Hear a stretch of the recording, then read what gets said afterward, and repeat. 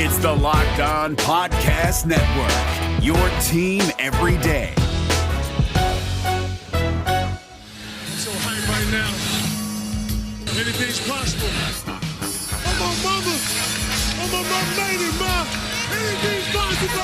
Yeah. Rain and J's back with the vengeance. Back. All the real Celtics fans in attendance. This the truth like 34. This like walking in the garden when you hear the roars. The crowd goes crazy. Most in-depth coverage on the daily. Mainly podcast royalty, the content kings. When you talking about the franchise with 17 rings. Focus like Danny at the deadline. Global, but it got a local feel like the red line, the blue line, the green line. Play it in between time. I'ma throw my C's jersey on in the meantime and press play. When the F's done, I can't wait until the next day. Trying to stay in tune with the C's, that's the best way. Melly.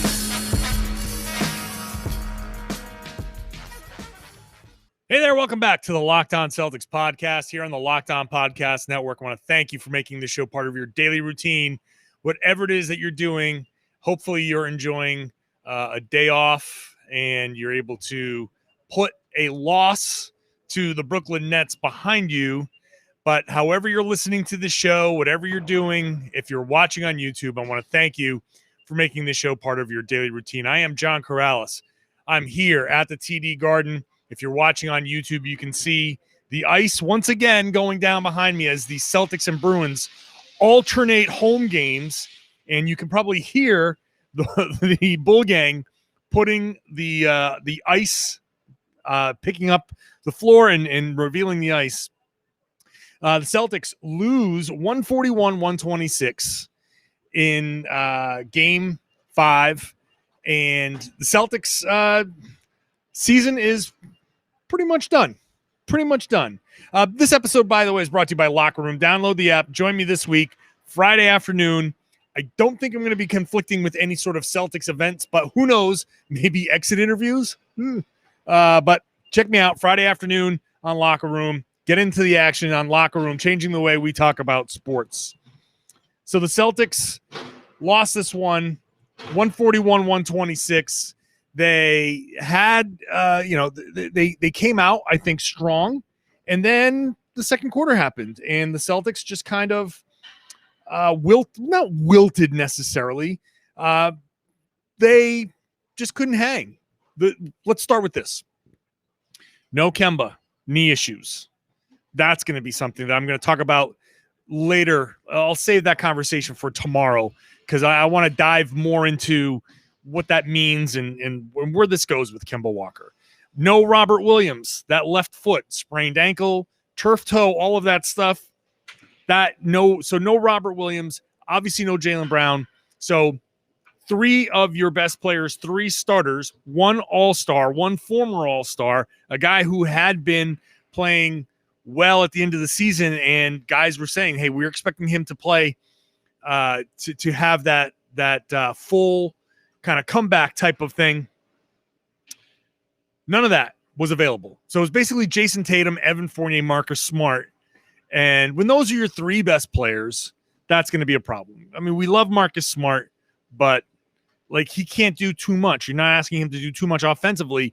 He's supposed to be the guy that hits open shots and defends, obviously. Evan Fournier, not really up to speed. I don't know what he's going to ultimately become for the Boston Celtics if he re-signs, but still trying to do too much, didn't come through in this game. So basically it was Jayson Tatum.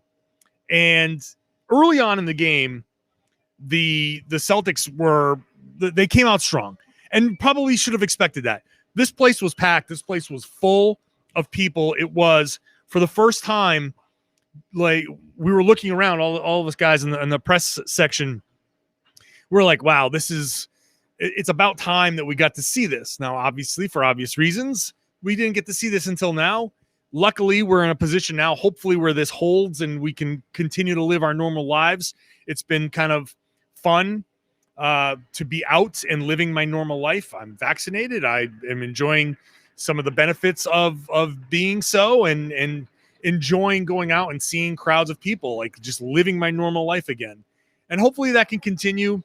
Unfortunately, it doesn't seem like the Celtics are going to continue doing that here in Boston. But at least for this first quarter, we saw the Celtics coming together. It was Tatum with threes. It was Smart with threes. Romeo Langford had a follow dunk. The place was pretty nuts. The place was really like they definitely got a boost from this the crowd.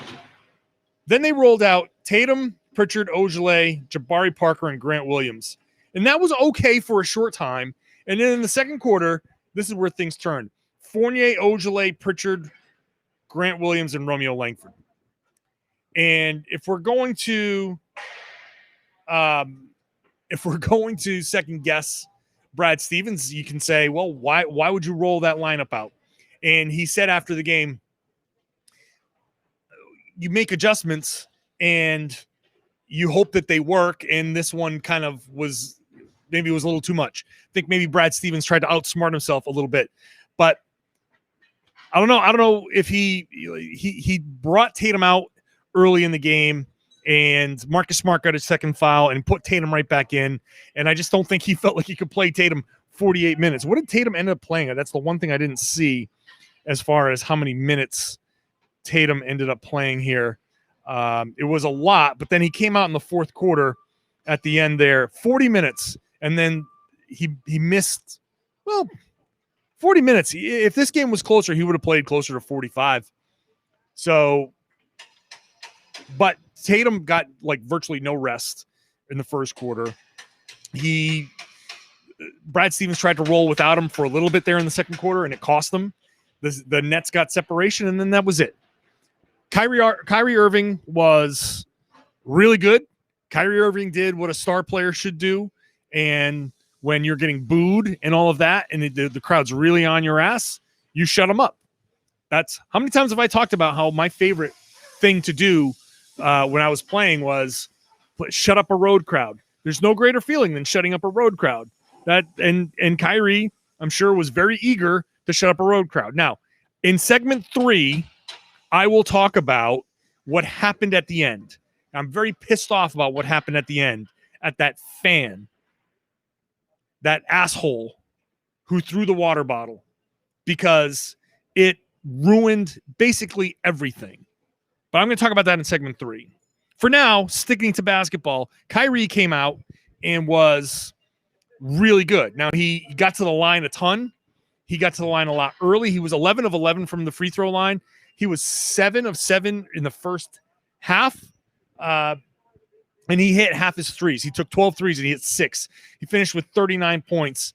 And once he got going, especially once he got going from the free throw line, because he was missing early. And this was it felt like a classic example of get to the line, see the ball fall, realize that the guys that were guarding him, they weren't going to be contesting him very strongly. And he turned that into a great shooting night. A great shooting night. It looked like at the beginning it was going to be a poor shooting night. And it might have been another night where we were like, whoa, Kyrie not really coming up with, in the face of a very angry crowd. But that turned around quickly. And if we want the story of the game, the real story of the game is the Nets had Kyrie and Kevin Durant combined for, 91? In fact, you had 42 from Durant, and then 39 from Kyrie. So, no, it was 81. And then James Harden with 23. So, 104 points from 3 guys. 104 points from 3 guys. And, oh, by the way, 18 assists from James Harden, which is a ridiculous number. 11 rebounds for Kyrie Irving. Celtics, like I said, shorthanded. Once Brooklyn got that separation, it was over. The Celtics, and they never really had a chance in this game. Like that early hit that they hit Brooklyn with was crowd fueled. They were amped. Jayson Tatum hit a corner 3, and then he had this huge smile on his face. He turned to the crowd, and he had a huge smile as he was running back, and it felt like for a moment, I was like, wow. The Celtics might ride this crowd to a win, like very early on. I just looked around and I said, Smart is smoking. He's hitting everything. Romeo's coming in. He's defending. He had that follow dunk. Tatum smiling. He was in his bag early. And I thought, maybe there's an opportunity here for the Celtics to have to ride this crowd and win this game. That was short-lived. The Celtics outclassed. When you're rolling out Grant and Shemi and all those guys, like individually, like all of these guys that the Celtics rolled out there on a full team, like they could fill a role here and there. Grant Williams off the bench as the 8th or 9th guy on a good team can fill that small ball 5 role. I still believe that Shemi Ojale can go out there and on a good team, like the Lakers should sign Shemi Ojale. I bet Shemi Ojale would go to the Lakers and actually be good for them. He'll play a role, a consistent role, something that they need, and on a good team, he could be good. Like that could be a good cheap signing for them. I believe in a lot of these guys and their ability, but when you're putting them out there on this floor with, against Durant and Kyrie and James Harden, that's too much. Those 3 guys, of course they overpowered the Celtics. Up next, Celtics pride. Now we make a lot about Celtics pride, and I don't want to overstate it, but the Celtics did show something on the floor that I'm going to talk about in this second segment. And then later on, the Kyrie stuff that I talked about. If you're the hiring expert for your company, what you really need is help making your short list of quality candidates. You need a hiring partner who's going to make your life easier. You need Indeed. It is the job site that makes hiring as easy as 1, 2, 3, post, screen, and interview, all on Indeed. Get your quality short list of candidates whose resumes on Indeed match your job description faster. Only pay for the candidates that meet must-have qualifications and schedule and complete video interviews on your Indeed dashboard. Indeed makes connecting with and hiring the right talent fast and easy with tools like Indeed Instant Match, giving you quality candidates whose resumes on Indeed fit your description immediately, and Indeed skills test that on average reduces hiring by 27%, reduces hiring time by 27%. You can choose from more than 130 skills tests and then add your must-have requirements so you only pay for the applications that meet them. According to Talent Nest, Indeed delivers 4 times more hires than all other job sites combined. So if you're hiring, you need Indeed. Get started right now with a free $75 sponsored job credit to upgrade your job post on Indeed.com/locked. That's $75 credit at Indeed.com/locked. Indeed.com/locked. This offer is valid through June 30th. Terms and conditions apply. Built Bar is the best tasting protein bar on the market. And if you've never had a Built Bar, I love them. I have one after I go to the gym. I have one. Sometimes I'll have one for breakfast if I'm on the go. Just grab it and go. And hey, grab a coffee, have a Built Bar. That's pretty good. It's going to get you going. Why? Because it's not very high in calories. You're generally going to get something between 130 to 180 calories in that bar, which is great. And you're also going to get somewhere around 17, 18 grams of protein, which is perfect, especially, like I said, after a workout. If you've done some lifting, you want to get some protein into your body to help build those muscles. This is great because it's not going to go too crazy and fill you up. It's not going to take you forever to eat and need a gallon of water to wash down. It's very delicious. It's like eating a candy bar, basically, but healthy with only 5 grams of sugar, 5 net carbs, or somewhere in that range for all of these great flavors. Do you have a nut allergy? No problem. You can have a Built Bar because they have them without nuts. Are you on a keto diet? No problem. You can have a Built Bar because they fit into the keto diet. No matter what it is, whether you're trying to lose weight, maintain your weight, whatever, you can have a Built Bar. Go check it out at BuiltBar.com. They've got a ton of special flavors. They've got a ton of other products. Use the promo code LOCKED15 to get 15% off your next order at BuiltBar.com. So the Bull Gang is behind me, still working as they pulled up the parquet, which, if you don't know how this works, there's the ice. There's a layer of this wood that they put down, and there's the parquet floor. So the Celtics are always playing on top of the ice when they're out there. So the Bull Gang packs up that floor. I'm pretty sure that they can put that thing into deep storage now, because it's hard to believe that the Brooklyn Nets are going to go back to Brooklyn and want to come back to Boston. Like, they're just going to say, let's just finish this up, get ready for Milwaukee, and that's it. And if that's how it goes, then I can say that I feel better about this team now, having seen them go through this series, because the stuff that I was looking for coming in, and I understand that this is not where fans wanted them to be, but where I wanted them to what I wanted them to show, having gone through this whole season, having experienced what they experienced, and knowing how disappointing this season was and how it was a lost season. Coming into this series, what did I say? If you've listened to this podcast before, I said, I want to see some fight. I want to see some pride. I want to see them show us that this season, the circumstances of this season were so crushing, so overwhelming that they couldn't come through.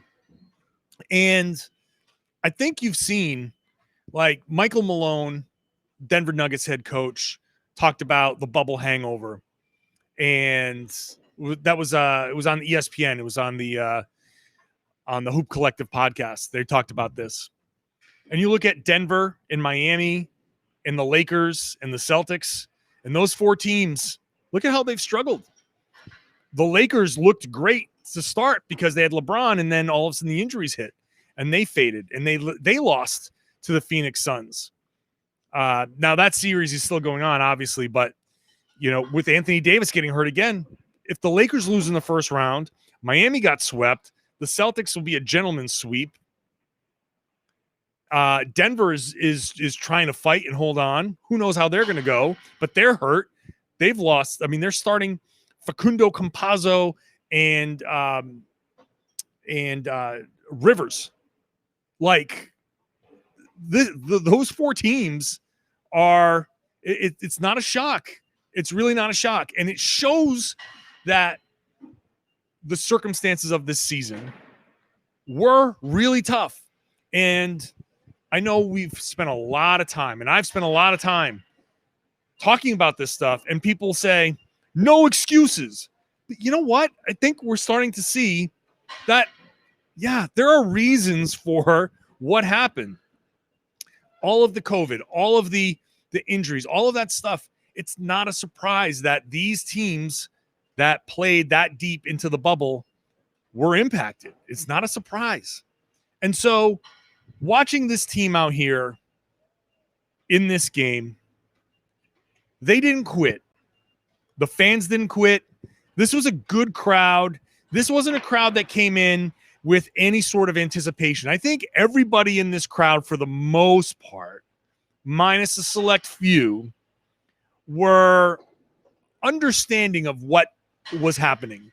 They knew that they were coming in here, to root this team on and cheer for this team and try to make this a great environment and hopefully come away with a win. But I think they also knew that this was almost like, we're here to say goodbye. And they hung around with this team. The Celtics got down big in the second quarter. They got down bigger in the third quarter. The crowd got silent, but it didn't turn on the Celtics. They never turned on the Celtics. And that was important, I think. That was an important element to this game, because it's not like the Celtics quit. I think they saw this team out there fighting and trying and looking at the floor and going like, well, if you're going to play Jabari Parker and Grant Williams next to each other, or Shemi Ojeleye, like, if this is all we've got, then how can we be upset? And the Celtics came out and they fought. No matter how down it looked, they kept on fighting. They kept on clawing and scratching. And I really do feel that coming out of this series, I feel like it's a shame that they didn't have Jaylen Brown. It's a shame that Kemba's knee fell apart again, and he got that bone bruise. I'll talk about that more tomorrow, because that needs an entire conversation. I don't want to just gloss over it. I'm going to talk about that because that's a whole different conversation. But it's a shame that they didn't have Robert Williams. And maybe they wouldn't have beaten the Brooklyn Nets if they weren't full strength.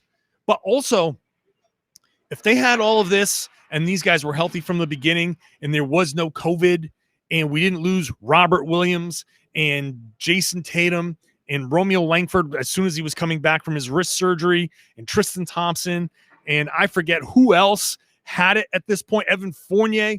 If the Celtics had just had a normal season with these guys being healthy, they wouldn't have played the Brooklyn Nets in the first round. I don't think they would have been the 7th seed.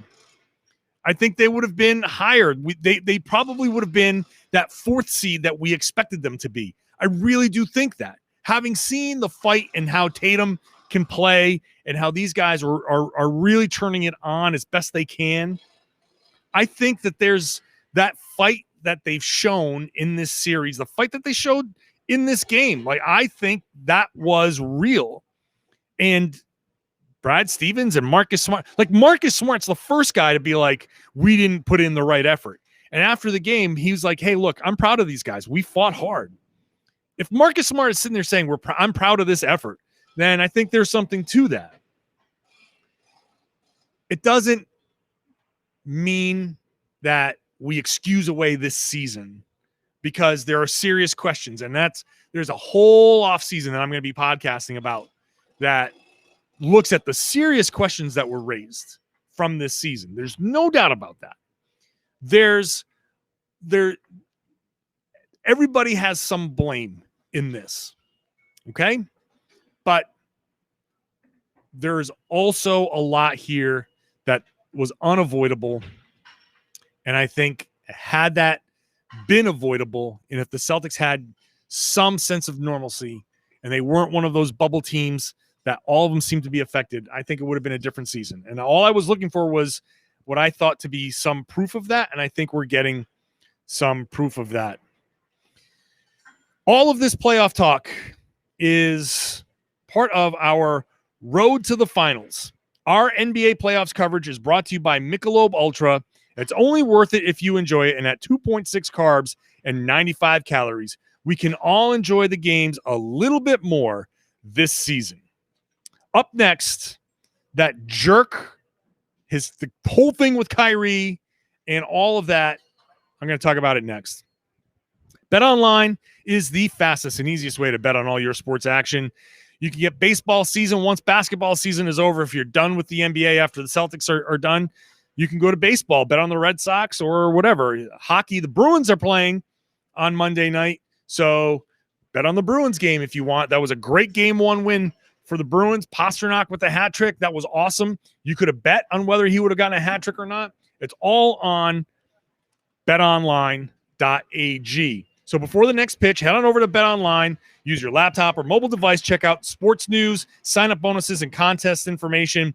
You can use the promo code LOCKEDON. Locked On gets you a 50% welcome bonus when you sign up at BetOnline. So whatever it is that you deposit, you get 50% of that as an added welcome bonus when you use that promo code Locked On. So don't sit on the sidelines anymore. This is your chance to get in the game as the teams make their runs through the playoffs. BetOnline, your online sportsbook experts. Please gamble responsibly. I am beyond pissed at this fan, quote-unquote fan, this asshole who threw a water bottle at Kyrie Irving. First of all, no place for that. No place for that. And I don't care about anything that Kyrie Irving did, said, anything. No place for that. Throwing anything at a player. That a water bottle, even if it's half full, even if the cap's off, that thing can hit somebody. If it hits them wrong, that could do some real damage. So you're putting people at risk. Not just Kyrie, there are fans there. There are kids there. So, number one, just get this right out there. That asshole who threw the water bottle, I hope we never see him in this place again. He should be banned from this building. No Bruins, no Celtics, no nothing. Goodbye.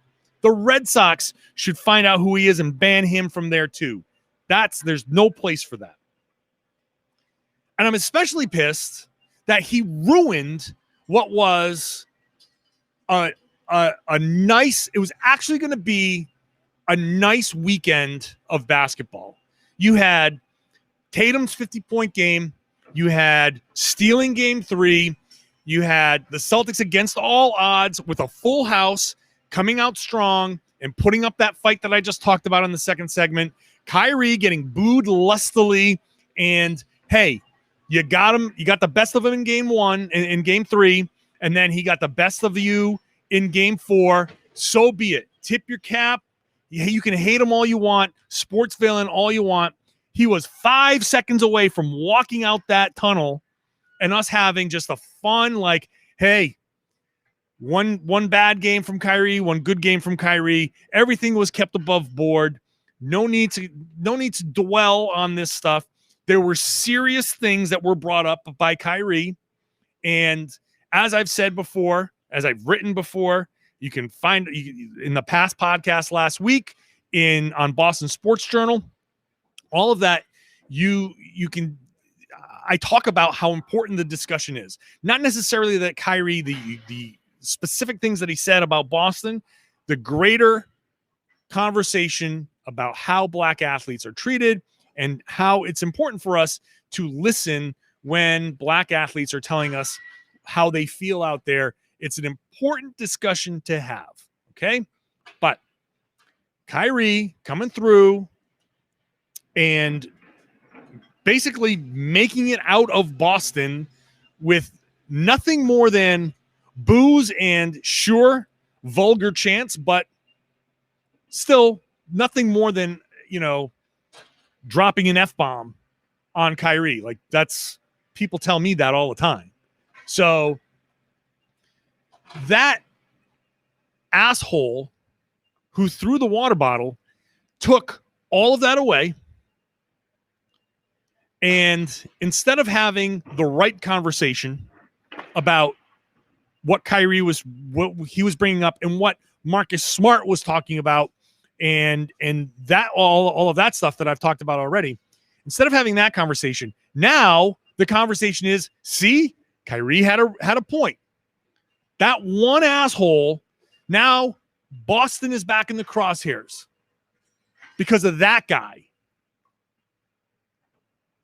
And that's just mind-blowing because he's not the only one who wanted to do it. And I'm sure there are plenty of assholes who are in this place that there's always going to be the quote-unquote bad seed. That's going to happen in every building everywhere. We just had it in multiple buildings. This has been a horrible week when it comes to the treatment of athletes by sports fans. This has been a disgusting week. People do not know how to act. They've come out of quarantine and they're back in public and no one knows how to act anymore. By doing what he did, this guy now, hey, look, see, Kyrie, you can say what you say about Kyrie, but he had a point. He had a point. That's what people are going to say now. That guy, we were this close to talking about basketball. Nothing but basketball out of this weekend. We're going to keep it hoop. And this guy ruined it all. And then you have, and prior to that, I should say, because it happened during the game, and I didn't see it happen live. I missed it. I saw the video floating around afterwards. Kyrie stepping on the logo out there was so, like, I get it. Everybody's booing Kyrie, chanting profane chants and all of that stuff. And he responds by dropping 40 on you and he stomps on your logo. But one thing I don't get about Kyrie and the whole thing with him in Boston is I didn't realize that he hated Boston so damn much. Like, he came out before that final season in Boston and said he wanted to come back. Everything was fine. And then that season went down the toilet and he left. It's like, okay, well, people are going to say they hate Kyrie now because he's a sports villain. That's what happens when you leave. Gordon Hayward left Utah and they oh my God, like they hate him in Utah now. So you leave your team, you become a sports villain. But I didn't realize that he has just developed what seems to be a hatred, just an outright hatred. Like he didn't do, who was it that did the, there's, some football players, you go out and was it Randy Moss that celebrated on the Cowboys logo? Was it him? No, maybe it was somebody else. Whoever it was, Terrell Owens, maybe? One of those, brash wide receivers celebrating on the logo. This wasn't quite that. This had anger, I thought, behind it. He stepped on the logo, the leprechaun's face, and wiped like he was wiping his feet on a welcome mat or something. Like there was disdain behind that. That wasn't just, hey, I'm going to watch me celebrate on your logo type of thing, which is just, to me, it would have been gamesmanship. Everybody's dropping F-bombs on Kyrie, and he celebrates on the logo like, hey, he's dropping 40 on you. He kind of earned that right. This was there's anger. There's deep-seated anger there. And I'm confused as all hell about it. You wanted to go to Brooklyn. You wanted to play with KD. Things went south in Boston. I didn't realize there was animus behind it. It's just wild. I think this whole Kyrie thing is just, it's gotten absurd. We've crossed into the absurd with Kyrie. And I'm actually one of the, I don't think I don't hate Kyrie. I'm well past that. I'm sports villains. I'm not even in that mode anymore. But I think the whole Kyrie thing's overblown. Okay, he left. It sucks. He left. People have been dying for a long time to get this out of their systems. Okay, fine. You want to boo him and all that stuff. I hope they got it out of their systems. But this does nothing. The Kyrie logo stomp, that just fuels things. That just fans the flames. He said after the game, I hope we get over it. No one's moving past this. He says, I just want to move past it. No one's moving past that after seeing what you did. After that video is going to circulate. Things are getting worse. You just poured gasoline on the fire. So, I don't know, man. The whole Kyrie thing, it sucks. I'm so pissed that we even have to talk about this in a podcast. But it's now the dominating thing. The basketball game, which would have been just a fun kind of hey, farewell, happy trails, Boston Celtics. You showed us a little pride at the end of the season. We're going to break it down. That would have been a nice send-off. No, we get this. I'll talk more about this as I watch. We're almost at full ice behind me. So, hey, check out Locked On Bruins, by the way. Locked On Red Sox, Locked On Patriots, Locked On for all of the Boston sports. So if you're from Boston, you like all the Boston sports, you can check them out. There's a Locked On for your favorite team. If you're just one of those people who likes other teams from other cities but also likes the Celtics, there's a Locked On for your favorite team too. Check it out. There's the Locked On Today podcast. Locked On Today is going to get you up to date on all the big sports news in about 20 minutes or so. That's a great add to your rotation. So do that. Subscribe to this podcast. Again, I'm going to be talking about Kemba and that knee tomorrow especially. There's a lot to unpack there. And then, of course, there's a Game 5, which I don't know what we can talk about in Game 5, but I'll figure something else out. So subscribe here on the Locked On Celtics podcast. It's on YouTube. I'm here with a camera and lights and set up here at the Garden. This is probably, I'm going to guess, my last podcast at the Garden this season, which is a bit of a shame. We finally got some normalcy, and now it's going away. But I appreciate you guys watching. I appreciate you listening, and I appreciate you sharing the podcast and telling everyone that they should be listening to the Locked On Celtics podcast here on the Locked On Podcast Network.